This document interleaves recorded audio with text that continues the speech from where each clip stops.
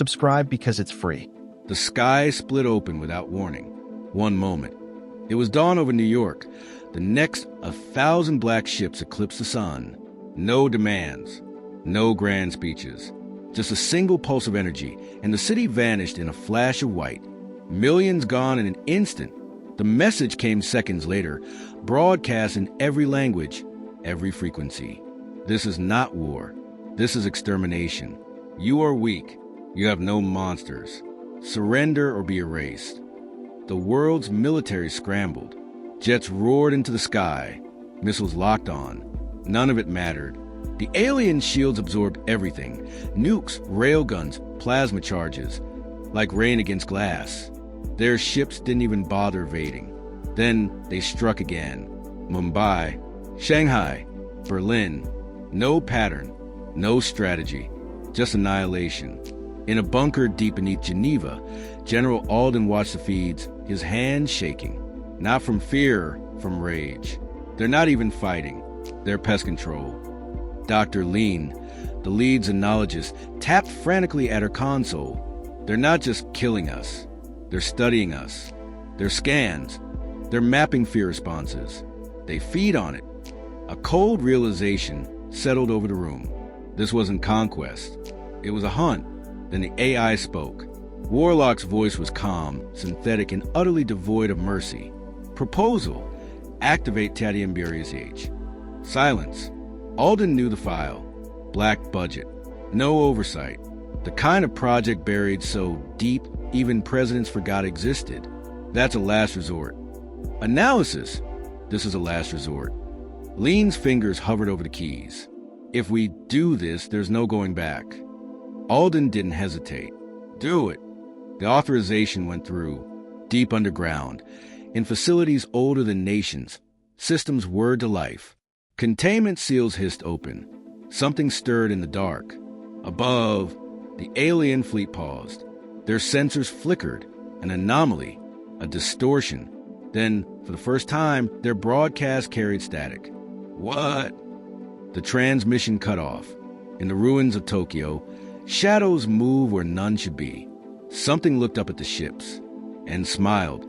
No more mercy. The aliens didn't understand at first. Their scans detected movement in the dead zones, places they had already erased. Life signatures flickered where none should exist. Then the screams started. Not human screams. Their own. A patrol unit in Moscow vanished mid-transmission. The last thing their commander heard was wet, crunching static and a voice that wasn't human whispering, "You shouldn't have come here." Then the feed died.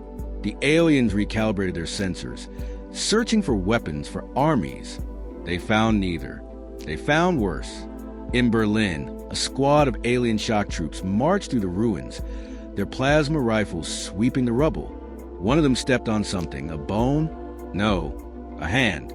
Clawed, blackened. It moved. The thing that rose from the ashes wasn't human. Its skin was gray, stretched too tight over jagged metal bones. Its eyes were hollow, its mouth a slit filled with needle teeth. It didn't speak. It just looked at them, and then it moved. The aliens fired. Plasma bolts tore through its chest. It didn't stop. Bullets ripped its arms off. It regenerated in seconds. One of the shock troops lunged, swinging a vibroblade. The creature caught the weapon mid-swing and crushed it like foil. Then it tore the alien in half. The others ran. They didn't get far. Across the planet, reports flooded the alien command ship. Ships went dark. Patrols disappeared. Entire landing zones turned into slaughterhouses. Their high commander snarled, mandibles quivering. What are these things? A human prisoner, bruised but grinning, answered, "You said we had no monsters." He laughed, blood on his teeth. "You were wrong." Deep in the ruins of Geneva, something else woke up. Something hungry. The alien sensor spiked. A psychic wave, raw and primal, rippling across the planet. Their telepods collapsed, clutching their heads, screaming. One word echoed in their minds, in their bones, in their very blood. Feed. And then the lights went out. The alien flagship trembled as a psychic scream tore through its systems. Lights flickered. Machines shorted out. Something was inside their network, not hacking, not invading, but infesting. On the bridge, the High Commander watched in horror as their own surveillance feeds showed the impossible. A revenant, one of those things, stood in the ruins of Paris. Its mouth stretched too wide, its voice a distorted echo of their own language. You thought we were prey. Then it ripped the head off an alien soldier and threw it at the drone camera. The feed cut. Another screen flared to life. A harbinger, sleek metallic, its body shifting like liquid, stood atop a pile of smoldering alien wreckage. Its eyes glowed crimson as it spoke in perfect alien tongue. Your technology is ours now. The High Commander roared, slamming a fist into console. Destroy them. Burn the planet to ash. But the weapons officer hesitated. Commander, the core reactor. It's... A new voice crackled over the comms. Human, female, cold, already compromised. The reactor alarms blared. The ship's energy readings spiked erratically. The Harbinger had hijacked their power core. Panic erupted. The High Commander stumbled back as the deck plates shuddered. They were losing control of their ship, of their fleet. On Earth, the Hollow flexed its newfound power. It had tasted the aliens' fear, and it wanted more. In London, a squad of alien elites found themselves frozen in place, muscles locked, as the Hollow pushed into their minds. You feed on terror? The Hollow whispered inside their skulls. Let me show you what real fear tastes like. And then it showed them. Memories, not human, not alien, but something older, flooded their minds. A dark planet, a screaming sky, things with too many eyes and too many teeth, writhing in the void. The aliens dropped their weapons, clawing at their own faces, screaming. The High Commander watched the live feed in disbelief as their finest warriors broke without a single shot fired. Then the proximity alarms wailed. Something huge was moving in the Arctic, something the humans hadn't even unleashed yet. The Arctic ice shattered like glass. A seismic roar tore across the planet, shaking the ruins of dead cities, rattling the bones of fallen soldiers. The alien fleet's sensors went wild. Something massive was rising from the ice, something their scans couldn't classify. The High Commander's voice cracked as the Dreadnought's AI screeched a warning. Unknown entity. Class, Apex Predator. Threat level, Omega. Then the screens went black. A new transmission cut in, not human, not alien, but something older. A voice like grinding tectonic plates, speaking in a language that bypassed ears and vibrated straight into the brain. You should not have come here. On the surface, the Revenants and Harbingers froze mid-kill. Even the Hollow went still, its psychic presence recoiling in something like recognition. The Sleeper was awake. The Arctic exploded. A shape blacker than space, thicker than mountains, uncoiled from the ice.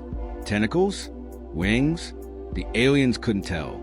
Their optics burned just trying to focus on it. Then it moved. The nearest alien cruiser, a 5-mile-long warship, was plucked from orbit like a child snatching a toy. The Sleeper crushed it in one clawed grip, and the resulting explosion didn't even singe its hide. Panic became pandemonium. The alien fleet broke formation, scrambling to retreat. Some ships collided in their frenzy. Others opened fire. Plasma, antimatter, gravity bombs, all useless. The Sleeper absorbed the blast, digested them, then retaliated with a beam of pure darkness that erased 3 battleships from existence. The High Commander finally understood. Earth wasn't a planet. It was a cage. And humanity? They weren't the prisoners. They were the keepers.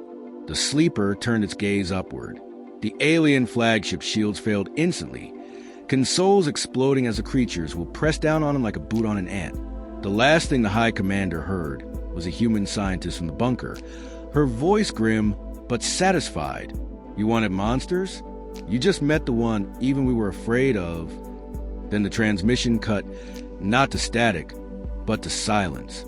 Across the galaxy, the remnants of the alien armada fled, broadcasting a single repeating signal, a warning to any species that might ever consider Earth as prey.